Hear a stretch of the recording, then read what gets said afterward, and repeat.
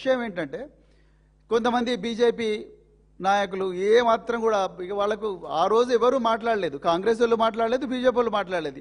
ఇలా ఖమ్మంలో జరిగిన ఇన్సిడెంట్ మీద మీరేం మాట్లాడతారు? ఏం మాట్లాడతారు? పోలీసు వాళ్ళు బాజాబ్తా అరెస్ట్ చేసినారు. అరెస్ట్ చేసిన తర్వాత బాధితురాలని వెంటనే పరామర్శించడానికి మా మాజీ మంత్రులు ఇద్దరు కూడా అక్కడికి పోయి బాధ్యతాయుతమైన ఒక రాజకీయ పార్టీ ఏ విధంగా బిహేవ్ చేస్తుందో ఆ విధంగా మా అగ్రనాయకత్వం చేసింది. కానీ ఇవాళ నేను ఒక్కటే అడుగుతున్నా, మీరు జాగ్రత్తగా గమనించండి మీడియా మిత్రులారా, తెలంగాణ ప్రజలారా. ఈరోజు రాష్ట్రంలో మహిళా శిశు సంక్షేమ శాఖ మంత్రి ఎవరు?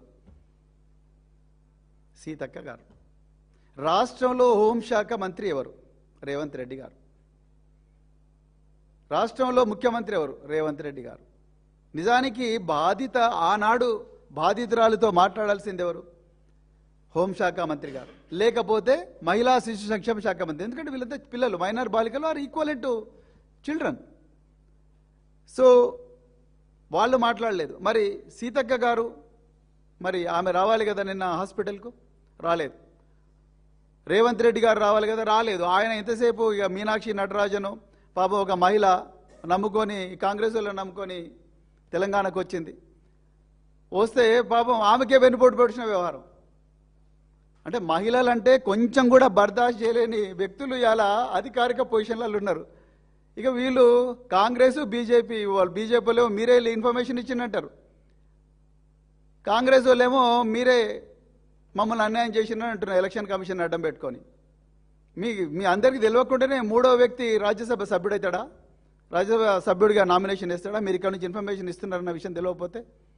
సో ఇవన్నీ వ్యవహారాల తలమునకలైన ఈ వెనుపోటు పొడిచే వ్యవహారాల మహిళలను రాజ్యసభ సభ్యులు కాకుండా కుట్రలు పన్నే వ్యవహారంలో తలమునకలైన మరి ముఖ్యమంత్రి గారు, ఆయన ఈ రాష్ట్రంలో మైనర్ బాలికల గురించి ఆలోచిస్తారా?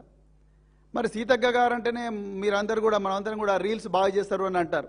మరి నేను రిక్వెస్ట్ చేస్తున్న, చేతులు జోడించే సీతక్క గారు, మీరు మహిళా శిశు సంక్షేమ శాఖ మంత్రి, మైనర్ బాలికల అంశం గురించి కూడా ఒక రీల్ చేయండి మేడం, ఒక రీల్ చేయండి. మైనర్ బాలికలు ఏ విధంగా తమను తాము రక్షించుకోవాలి అన్న విషయం మీద ఒక రీల్ చేయండి కదా.